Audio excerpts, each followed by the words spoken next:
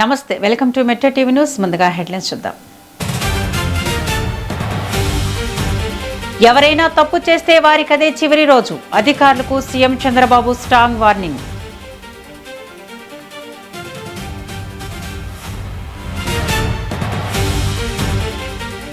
ఘనంగా సనత్ నగర్ టిమ్స్ ఆసుపత్రి ప్రారంభోత్సవం. పేదల ఆరోగ్యం తమ బాధ్యతన్న సీఎం రేవంత్.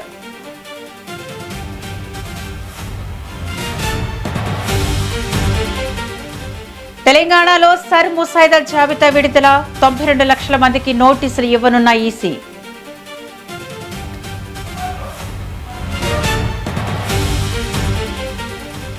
కళ్యాణ లక్ష్మి వివాదంపై బీఆర్ఎస్ నిరసనలు. ప్రభుత్వం సీరియస్ గా ఉందన్న మంత్రి పొన్నం.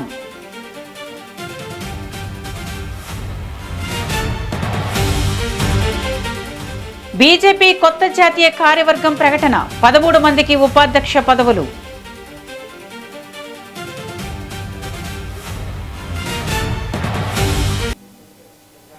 ఇక డీటెయిల్స్ చూద్దాం.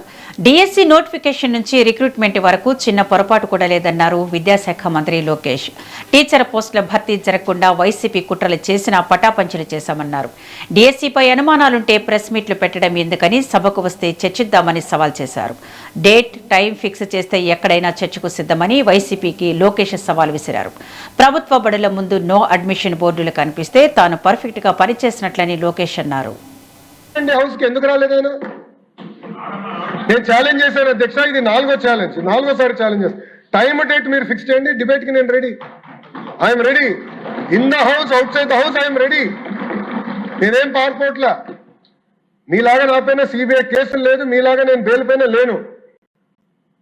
నేను అక్కడికి వెళ్ళాలంటే నేను కోర్టుకు వెళ్ళి పర్మిషన్ తీసుకోవాల్సిన అవసరం నాకు లేదు, అది మీకుంది, నాకు లేదు. పారదర్శకంగా నేను నిర్వహిస్తున్నా అధ్యక్ష. Come to the house and debate. I'm challenging you today. వాళ్ళ ఫేస్బుక్ లో పెడతారు అధ్యక్ష, ఎక్స్ లో పెడతారు. డిబేట్ నుంచి మేము పారిపోయాం. డిబేట్ చేస్తున్నారు భయ్, రా కమ్ కూర్చోండి అక్కడ. మీకు మంచిగా బ్లాక్ కూడా ఉంది రెడీగా, ఖాళీగా 11 మంది పట్టేదానికి నీట్గా ఉంది. రండి కూర్చోండి, చర్చిద్దాం. సలహాలు సూచనలు ఉంటే ఇవ్వండి, విల్ టేక్ ఇట్ అప్. అంతేగాని అంబేద్కర్ గారు రాసిన రాజ్యాంగం మట్టుకు మీరు ప్రశ్నిస్తే ఒప్పుకునేదానికి మేము సిద్ధంగా లేం. తప్పనిసరిగా పారదర్శకంగా మేము నిర్వహిస్తాం.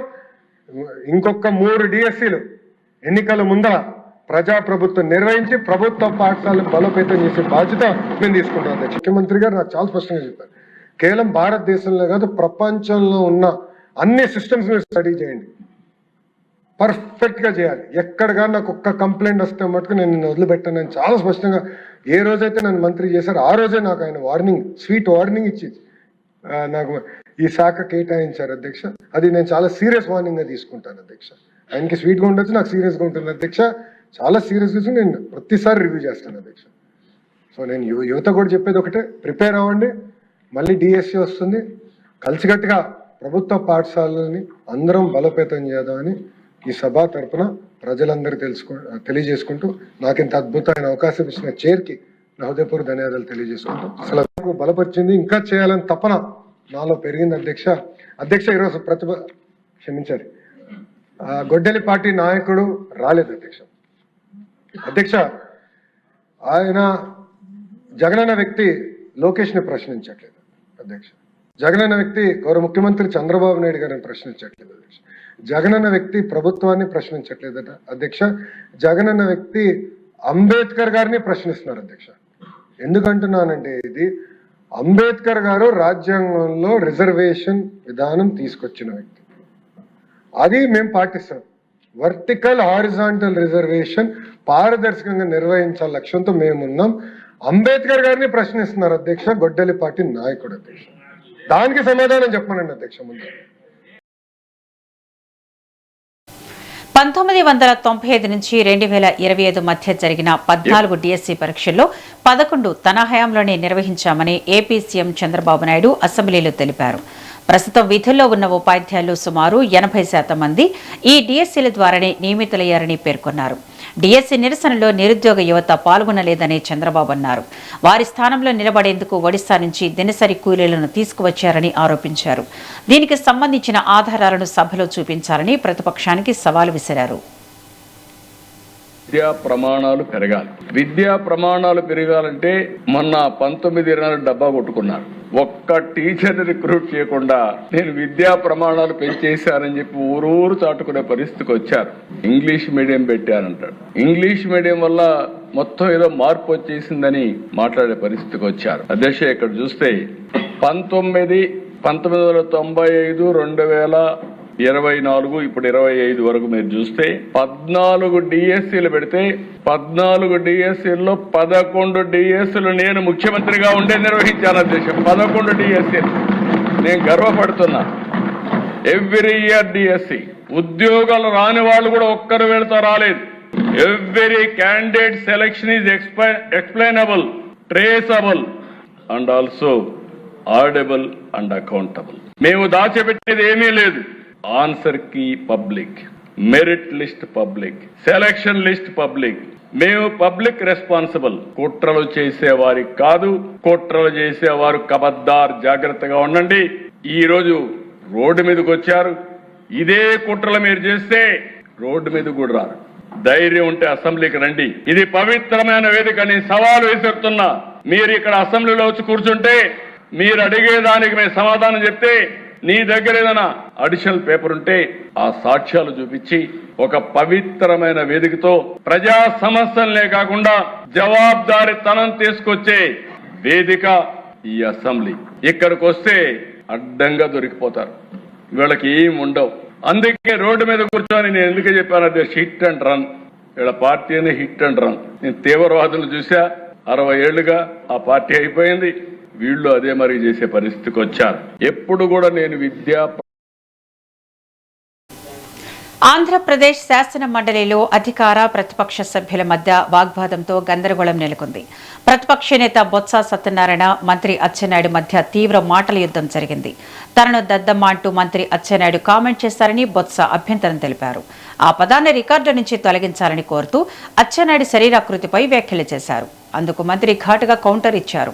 ఇంతలో వైసీపీ సభ్యులు నినాదాలు చేయడంతో సభలో గందరగోళం ఏర్పడగా చైర్మన్ వాయిదా వేశారు. అచ్చెన్నాయుడు అగ్రికల్చర్ మినిస్టర్ మాట్లాడారు. ఆయన మాట్లాడిన భాషను ఒకసారి చూడండి. ఆయన మాట్లాడుతూ బొత్స సత్యనారాయణ గారు దద్దమ్మ, మనిషి మనిషి మనిషి మనిషి మనిషి మనిషి అధ్యక్ష అధ్యక్ష అధ్యక్ష అధ్యక్ష అధ్యక్ష మనిషి మనిషి మనిషి పెరిగితే బుద్ధి రాదు. ఎద్దులాగా వచ్చే ఎద్దులాగా తెచ్చితే మనకి వచ్చి తెలుతాడు రావు.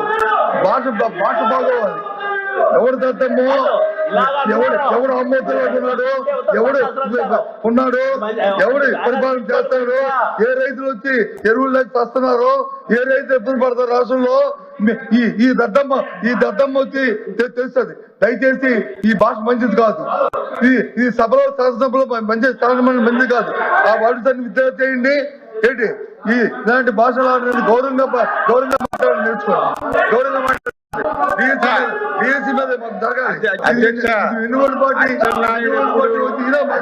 ఎప్పుడు అన్పార్లమెంట్ మాట్లాడితే అధ్యక్ష,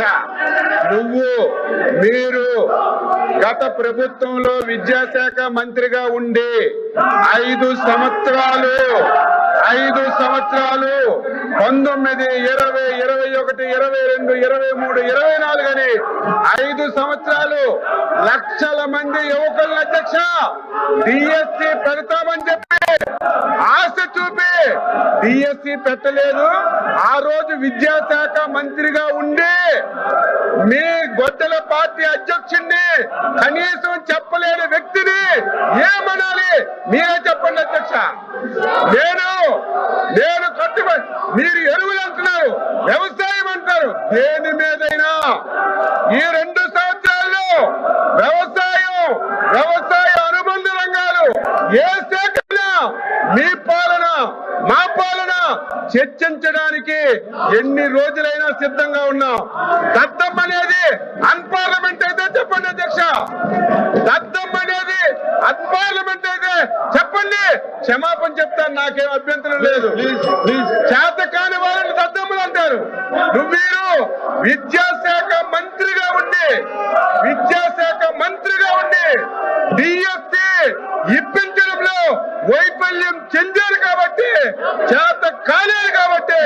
చేద్దామన్నాను అధ్యక్ష. ఇది అన్పార్లమెంట్ కాదు. అన్పార్లమెంట్ అయితే చెప్పండి. నా పర్సనాలిటీ గురించి మాట్లాడుతున్నావు, నా పర్సనాలిటీ గురించి మాట్లాడుతున్నావు.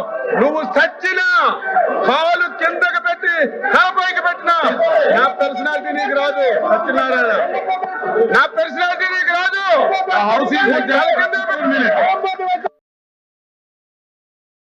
హైదరాబాద్ సనత్ నగర్ లో టిమ్స్ ఆసుపత్రిని సీఎం రేవంత్ రెడ్డి ప్రారంభించారు. 1126 కోట్లతో నిర్మించిన ఆసుపత్రిలో 1082 బెడ్లు, 300 ఐసీయూలు, 31 మేజర్ ఆపరేషన్ థియేటర్లు ఉన్నాయని తెలిపారు. అనంతరం బీఆర్ఎస్ నేతలపై సీఎం విమర్శలు చేశారు. టిమ్స్ ను తామే నిర్మించామని బీఆర్ఎస్ నేతలు గొప్పలు చెప్పుకుంటున్నారని అన్నారు. తామే నిర్మిస్తే ఎందుకు రిబ్బన్ కట్ చేయలేదని ప్రశ్నించారు. జీవోలిచ్చి టెంకాయ కొడితే సరిపోతుందా అంటూ ఎద్దేవా చేశారు. పేదలకు వైద్యం అందించే ఆసుపత్రుల నిర్మాణంలో ఎందుకు జాప్యం చేశారని ప్రశ్నించారు. అబద్దాలు ఫ్లెక్సీలతో ప్రజలను నమ్మించలేరని రేవంత్ అన్నారు. పొద్దున్నే లేస్తున్నారు, పగటి వేషగాళ్ళలాగా తయారవుతున్నారు, ఇక్కడికి వచ్చి హడావిడి చేస్తున్నారు. ఆ సనత్ నగర్ ఎమ్మెల్యే గారు కేటీఆర్ గారిని తీసుకొచ్చి హాస్పిటల్ అంతా అక్కడ ఇక్కడ కళ్ళు తిరిగి చూసిండు. ఇది మేమే కష్టపడి కట్టినాం, రేవంత్ రెడ్డి గారు ప్రారంభిస్తున్నాడని ఆరోపణ చేసింది. నాకేం అభ్యంతరం లేదు. అట్లీస్టు వాళ్ళ ఆత్మ పరిశీలన చేసుకోవడానికన్నా పర్యటన పనికొస్తుంది. నువ్వు కడితే 10 ఏళ్ళు టెంకాయ కొట్టనిక రిబ్బన్ కట్ చేయనిక నీకు సమయం దొరకలేదా? నిజంగానే నువ్వు సనత్ నగర్ టిమ్స్ కట్టినా, అల్వాల్ టిమ్స్ కట్టినా, ఎల్బీ నగర్ టిమ్స్ కట్టినా, వరంగల్ హాస్పిటల్ కట్టినా, ఉస్మానియా హాస్పిటల్ కట్టినా 10 సంవత్సరాలు చంద్రశేఖర్ రావు గారే ముఖ్యమంత్రిగా ఉన్నారు, హరీష్ రావు గారు వైద్య ఆరోగ్య శాఖ మంత్రిగా ఉన్నట్టున్నాడు, లేకపోతే ఇంకొక ఆయన ఉన్నట్టున్నాడు. మీ కుటుంబమే ఉంది కదా, మీరెందుకు రిబ్బన్ కట్ చేయలేదు? మీరు ఎందుకు ప్రారంభించలేదు? ఎందుకు మీరు పేదల కోసం సేవలు అందించాలనే ప్రయత్నం చేయలేదు? ఉస్మానియా నిర్వీర్యం చేసి కూల్చాలని మీరు ప్రయత్నం చేస్తే కొత్త ఉస్మానియా హాస్పిటల్ని మేము కట్టినాం. మీరు జీవోలు ఇచ్చి టెంకాయలు కొట్టి మీరు ఏం కట్టుకున్నారు? 1000 ఎకరాలల్లో ఎర్రవల్లిలో ఫామ్ హౌస్ కట్టుకున్నారు. ఒక్క రోజన్నా ఆలస్యమైందా? కానీ మా పేదలకు అందించే ఒక్క హాస్పిటల్ అన్న మీరు కట్టి చూపించిండ్రా? పూర్తి చేసిండ్రా? ప్రారంభించిండ్రా? పేదలకు వైద్యాన్ని అందించిండ్రా? ఇంకా కూడా ఆత్మ పరిశీలన చేసుకోకుండా ఏ మాత్రం సమాజం గమనిస్తుందని సిగ్గుపడకుండా నోటికొచ్చిన అబద్ధాలు చెప్పి బతకాలనుకుంటారు. ప్రైవేటు వ్యక్తుల ఆస్తులను ఆటంకం కలిగించాలనే ఉద్దేశం ప్రభుత్వానికి లేదని మంత్రి పొంగులేటి శ్రీనివాసరెడ్డి తెలిపారు. ప్రైవేటు భూములను 22A జాబితాలో చేర్చారంటూ మేడ్చల్, హైదరాబాద్, రంగారెడ్డి, సంగారెడ్డి జిల్లాల నుంచి 750 అప్లికేషన్లు వచ్చాయని చెప్పారు. గతంలో ఈ భూముల యూఎల్సీ జాబితాలో ఉండగా నిషేధిత జాబితాను అప్డేట్ చేయడంలో పొరపాటు జరిగిందన్నారు. అధికారుల తరపున క్షమాపణలు కోరుతున్నామని తెలిపారు. ప్రైవేటు ఆస్తులను త్వరలో 22A జాబితా నుంచి తొలగిస్తామని చెప్పారు. 05 టోల్ ఫ్రీ నెంబర్ అండి 1800599478. మళ్ళీ రిపీట్ చేస్తున్నాను 1800599478. ఇది టోల్ ఫ్రీ నెంబరు. ఎవరైతే న్యాయబద్ధంగా వారి కష్టార్జితంతో సంపాదించుకున్న ఆస్తులు ఉన్నాయో, నేను కూడా చూశాను, కొంతమంది మీడియా మిత్రులు చెప్పి రాసిన దాన్ని చూశాను. ఒక చిరు ఉద్యోగి 100 గజాలు 110 గజాలు దాని రిజిస్ట్రేషన్ కి నేను ఏదో ట్రాన్సాక్షన్ కోసం అమ్ముకోవటానికి పోతే నా ప్రాపర్టీ నిషేధిత జాబితాలో ఉందని. పాపం తను అనే దాంట్లో న్యాయం ఉంది. ఎందుకంటే తను 6 కాలం కష్టపడి సంపాదించుకున్న ఆ ప్రాపర్టీలో తను పూర్తి సర్వాక్కులో ఉన్నా అనుకున్న టైంలో ప్రభుత్వం దాని నిషేధిత జాబితాలో ఉన్నదన్నప్పుడు డెఫినెట్ గా తను పానిక్ పోయే దాంట్లో అర్థం ఉంది. అటువంటి పరిస్థితి భవిష్యత్తులో ఉండొద్దని ఎవ్రీ వీక్ ఈ ఉన్నతాధికారుల కమిటీ సమీక్షిస్తుంటది. టోల్ ఫ్రీ నెంబర్లో కంప్లైంట్ స్వీకరిస్తుంటాం, రిటర్న్ పూర్వకంగా మీరిచ్చే కంప్లైంట్లు సేకరిస్తుంటాం. కళ్యాణ లక్ష్మి, షాదీ ముబారక్ పథకాలను రద్దు చేసేందుకు కాంగ్రెస్ ప్రభుత్వం కుట్ర పన్నుతోందని ఆరోపిస్తూ బీఆర్ఎస్ రాష్ట్ర వ్యాప్తంగా నిరసనలు చేపట్టింది. బీఆర్ఎస్ కార్యవర్గం పిలుపు మేరకు కలెక్టరేట్లు, ఆర్డీఓ, తహసీల్దార్ కార్యాలయాల ఎదుట పార్టీ శ్రేణులు ధర్నాలు, ఆందోళనలు నిర్వహించాయి. నిరుపేద ఆడబిడ్డల వివాహాలకు ఆర్థిక భరోసాగా నిలిచిన ఈ పథకాలను కొనసాగించాలని నేతలు డిమాండ్ చేశారు. పెండింగ్లో ఉన్న లబ్ధిదారుల చెల్లింపులను వెంటనే విడుదల చేయాలని కోరారు. ప్రభుత్వం వైఖరి మార్చుకోకపోతే మహిళలను ఏకం చేసి ఆందోళనలను మరింత తీవ్రం చేస్తామని బీఆర్ఎస్ నేతలు హెచ్చరించారు.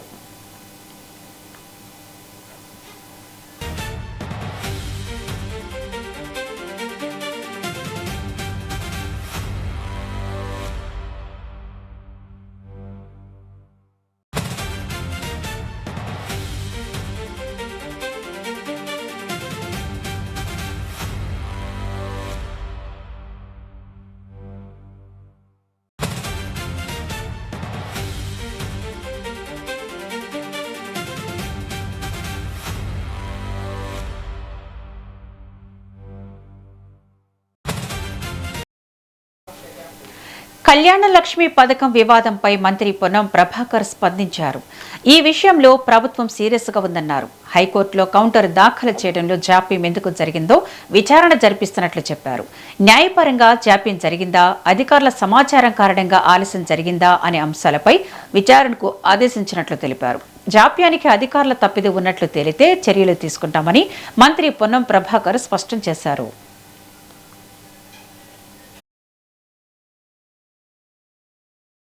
తరఫున న్యాయపరంగా జాప్యం జరిగిందా, అధికారుల సమాచార పరంగా జరిగిందా, దాని మీద విచారణకు ఆదేశిస్తా ఉన్నాం.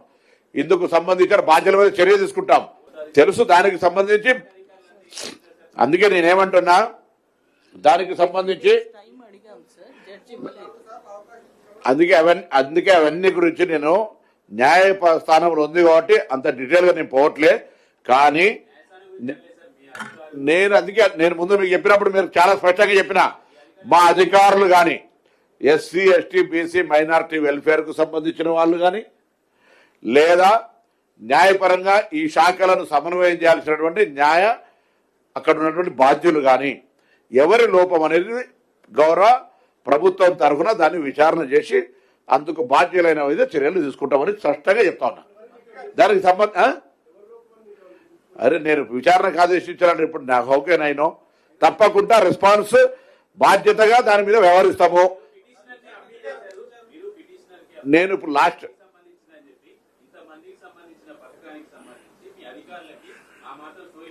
నేను అదే చెప్తా ఉన్నా కదా, నేను అనే మాట మీరు అర్థం చేసుకుంటలేరు. నేను 100% దాని మీద very serious. Government is very serious. ప్రభుత్వం చాలా సీరియస్ గా ఉంది. అరే నేను అందుకే 4 సార్లు అవకాశం ఇచ్చిర్రా, 5 సార్లు అవకాశం ఇచ్చిర్రా. కౌంటర్ ఫైల్ చేయకపోవడానికి గల కారణం న్యాయవాదుల తప్ప, అధికారుల తప్ప. తెలిసిన తర్వాత యాక్షన్ తీసుకోకపోతే you can ask question. Please try to understand. అందుకే చెప్పిన ప్రభుత్వం తరఫున. వనపర్తి ఎమ్మెల్యే మేఘారెడ్డిపై కాంగ్రెస్ సీనియర్ నేత చిన్నారెడ్డి సంచలన వ్యాఖ్యలు చేశారు. మేఘారెడ్డి డబ్బులిచ్చి కాంగ్రెస్ టికెట్ కొనుక్కున్నారని ఆరోపించారు. తనకు సోనియా గాంధీ టికెట్ ఇచ్చి డబ్బులు లేకపోతే రేవంత్ రెడ్డిని ఖర్చు పెట్టి గెలిపించాలని చెప్పారని పేర్కొన్నారు. అయితే డబ్బులకు ఆశపడి మేఘారెడ్డి వద్ద డబ్బులు తీసుకుని టికెట్ ఇచ్చారని ఆరోపించారు.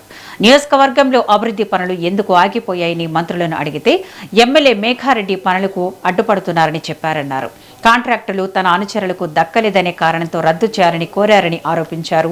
తన అనుచరులను కూడా ఎమ్మెల్యే ఇబ్బంది పెడుతున్నారని చిన్నారెడ్డి అన్నారు.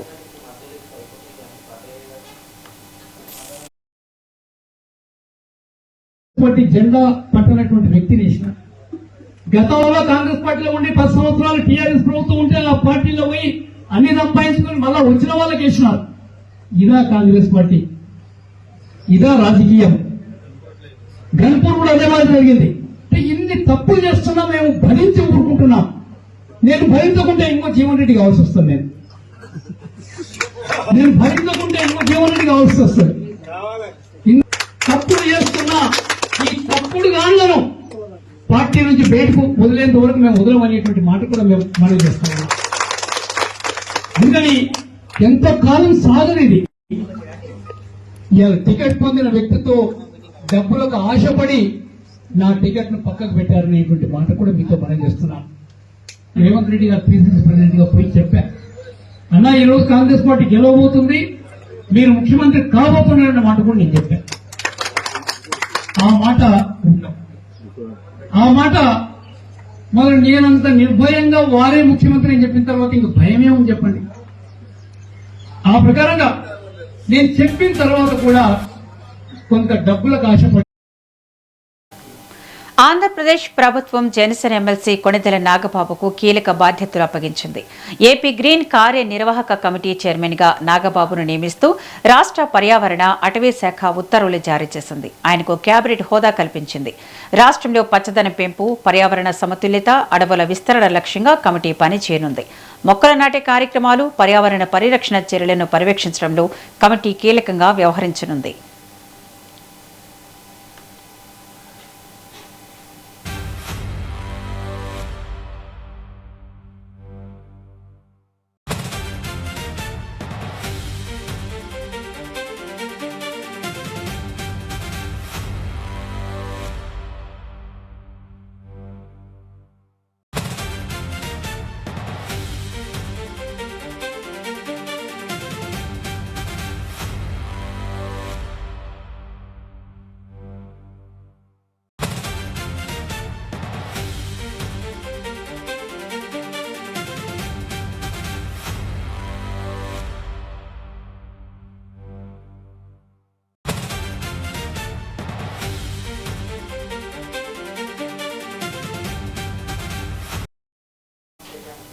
కొత్త కార్యవర్గంలో 13 మందికి జాతీయ ఉపాధ్యక్ష పదవులు కేటాయించారు. స్మృతి ఇరానీకి జాతీయ జనరల్ సెక్రటరీగా బాధ్యతలు అప్పగించారు. రామ్ మాధవ్, పురంధేశ్వరి, వసుంధర రాజేలకు జాతీయ ఉపాధ్యక్షులుగా అవకాశం కల్పించారు. జాయింట్ కోఆర్డినేటర్గా విష్ణువర్ధన్ రెడ్డిని నియమించగా కేంద్ర కార్యాలయ ఇన్ఛార్జిగా తరుణ్ చుగ్గుకు బాధ్యతలు అప్పగించారు. ఓబీసీ మోర్చా కొత్త అధ్యక్షుడిగా అమర్పాల్ మౌర్యను నియమించారు. జాతీయ జనరల్ సెక్రటరీగా బిఎల్ సంతోష్ కొనసాగనున్నారు. మరోవైపు కొత్త జాతీయ కార్యవర్గంలో తెలంగాణకు ప్రాతినిధ్యం దక్కకపోవడం చర్చనీయాంశంగా మారింది.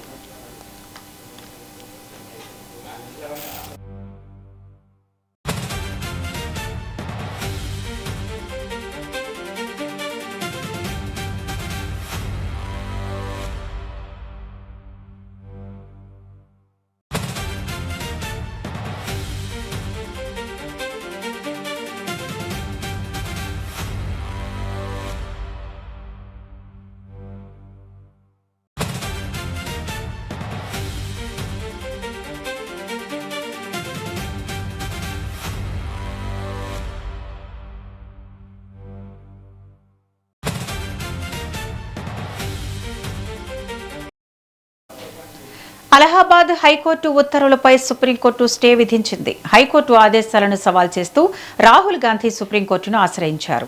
రాహుల్ గాంధీకి తన వాదనలు వినిపించుకునే అవకాశం ఇవ్వాలని సుప్రీంకోర్టు పేర్కొంది. వాదనలు వినకుండా ఏకపక్షంగా ఆదేశాలు ఇవ్వడం ఏంటంటూ ప్రశ్నించింది. సీబీఐ, ఈడీలు హైకోర్టుకు ఎలాంటి నివేదిక ఇవ్వొద్దని ఆదేశించింది. సీజేఐ నేతృత్వంలోని త్రిసభ్య ధర్మాసనం రాహుల్ గాంధీ పిటిషన్పై విచారణ జరిపింది.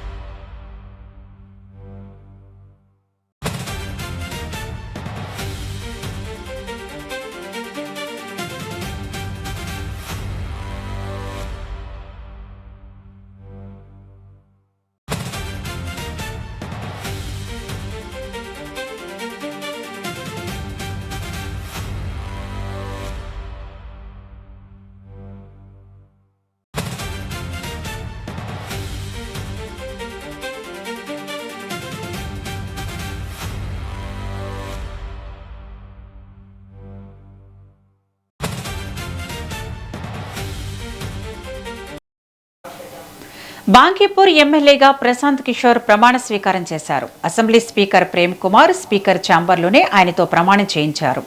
ఆగస్టు 3న జరిగిన బాంకీపూర్ ఉప ఎన్నికల్లో బీజేపీ అభ్యర్థి నీరజ్ కుమార్ సిన్హాపై ప్రశాంత్ కిషోర్ విజయం సాధించారు. ఈ గెలుపుతో అసెంబ్లీలో జనసురాజ్ పార్టీకి ప్రాతినిధ్యం దక్కింది. గతంలో సుశీల్ కుమార్ మోదీ వంటి నేతలు పనిచేసిన అసెంబ్లీలో భాగం కావడం గర్వంగా ఉందని ప్రశాంత్ కిషోర్ అన్నారు. బీహార్ ప్రజల కోసం ప్రజా సమస్యలపై అసెంబ్లీలో గళం వినిపిస్తానని తెలిపారు.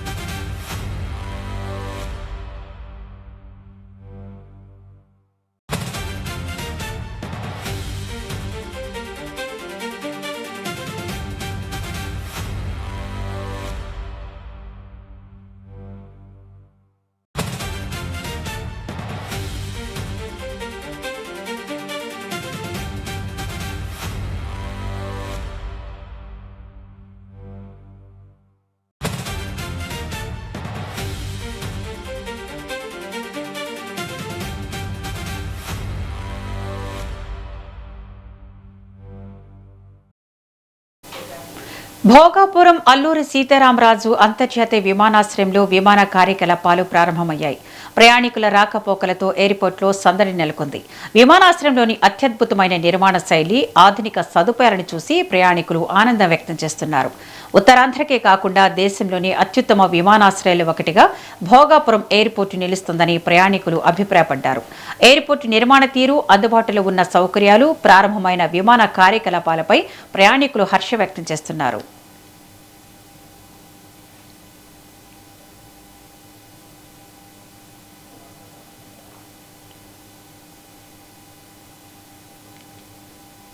So I am coming from Delhi only through Indigo flight, and unfortunately has been happened that unfortunately my luggage bag has been damaged in the flight. But it is good that the airport authority has been replaced my damaged bag with new bag. So I am carrying with this. I have shifted all my belongings from my damaged bag to new bag. So your bag is damaged while traveling. Yes. Then they replaced Yes, this bag. they have replaced it, and they have given a good service. Okay. Okay. So this What is your first feeling about this airport? it is fantastic. I feel fantastic that I actually feel very privileged that this airport has been operational from today only. This is the first day of operations of this airport, and I am arrived here, and definitely Visakhapatnam travel and visit is my first time in my life. So thank you.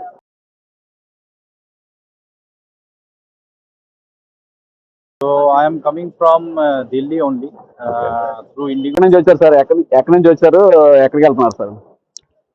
నేను హైదరాబాద్ నుంచి వచ్చాను, వైజాగ్ వెళ్తున్నాను. వైజాగ్ వాసుడిని. నా పేరు రామారావు.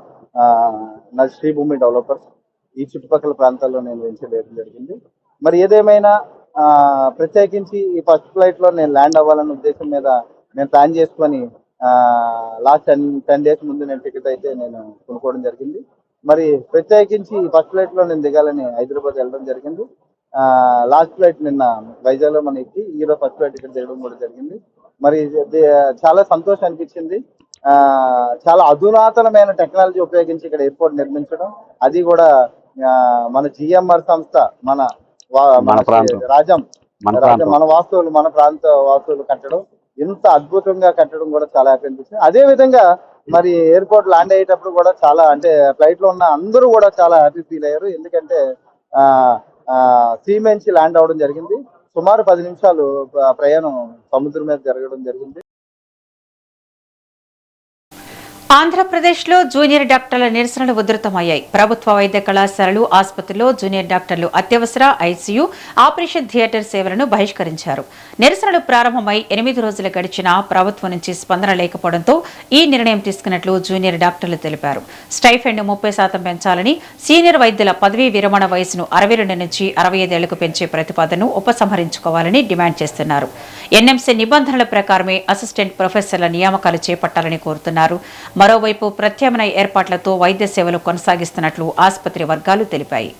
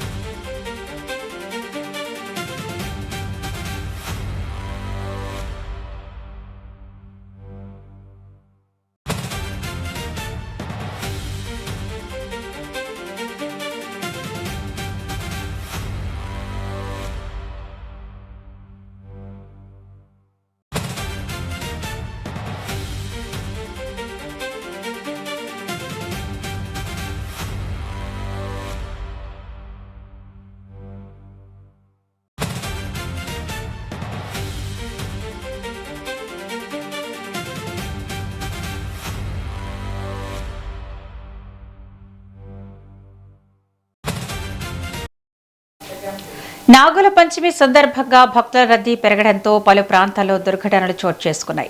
మధ్యప్రదేశ్లోని ఉజ్జయిని మహాకాళేశ్వర ఆలయంలో నాగుల పంచమి సందర్భంగా తొక్కిసలాట జరిగింది. బారికేడ్ల నుంచి విద్యుత్ ప్రసారం అవుతోందంటూ తప్పుడు ప్రచారం జరగడంతో భక్తుల్లో భయాందోళన నెలకొంది. ఘటనలో 13 మంది గాయపడ్డారు.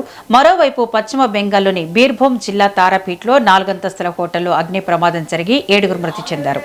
పలువురు గాయపడ్డారు. షార్ట్ సర్క్యూట్ కారణమై ఉండొచ్చని పోలీసులు భావిస్తున్నారు. బీహార్లోని లఖీసరై అశోక్ధామ్ ఆలయంలోనూ తొక్కిసలాట జరిగింది. 6 భక్తులు మృతి చెందగా పలువురికి గాయాలయ్యాయి. కారణాలపై అధికారులు దర్యాప్తు చేస్తున్నారు.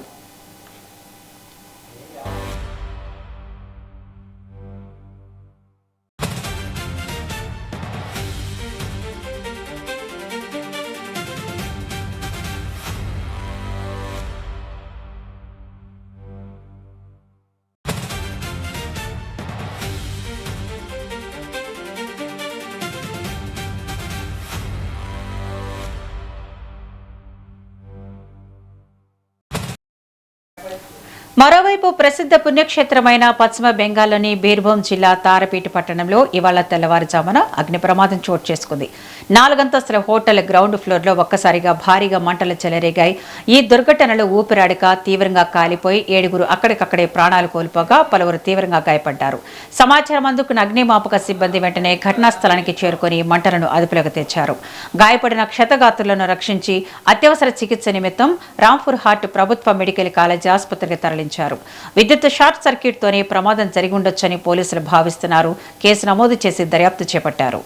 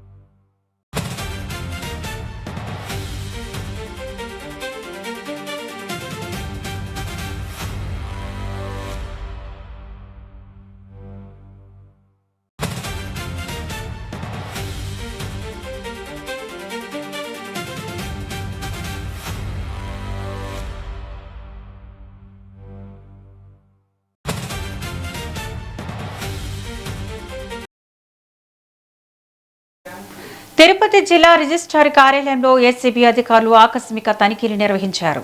కొద్ది రోజులుగా కార్యాలయంపై నిఘా పెట్టిన అధికారులు ప్రజల నుంచి వచ్చిన ఫిర్యాదుల నేపథ్యంలో ఈ తనిఖీలు చేపట్టారు. తనిఖీల్లో లెక్కలో లేని సుమారు 2.48 లక్షల నగదును గుర్తించి స్వాధీనం చేసుకున్నారు. ఇవాళ మొత్తం 42 రిజిస్ట్రేషన్లు జరిగినట్లు అధికారులు వెల్లడించారు. భారీగా నగదు పట్టుబడడంతో నగదు వ్యవహారంపై ఏసీబీ అధికారులు విచారణ ముమ్మరం చేశారు. సబ్ రిజిస్ట్రార్ కార్యాలయంలో తనిఖీలు కొనసాగుతున్నాయి. తిరుపతి పట్టణంలోని సబ్ రిజిస్టర్ ఆఫీస్ మీదకి ఆకస్మిక తనిఖీకి వచ్చాం.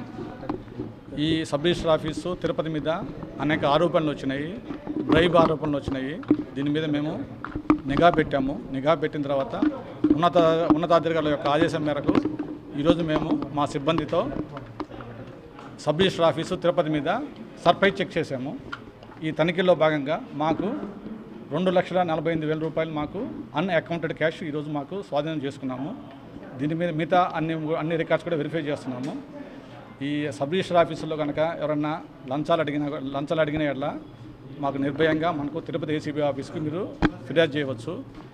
ఈ ఎస్ఆర్ఓ ఆఫీస్ కాకుండా మిగతా ఎక్కడైనా సరే లంచం అడుగుతుంటే ప్రభుత్వ ఉద్యోగులు వాళ్ళు చేయాల్సిన పని చేయకుండా లంచం అడుగుతుంటే ఏసీబీ అధికారులు తిరుపతికి మీరు లిఖితపూర్వకంగా కనుక మీరు మాకు ఫిర్యాదు చేస్తే మేము ఖచ్చితంగా మీ రిపోర్ట్ను పరిశీలించి విచారించి మేము దాని మీద నిఘా పెట్టి కంపల్సరీగా వాటిని పట్టుకోవడానికి మేము వాళ్ళని పట్టుకుంటాము.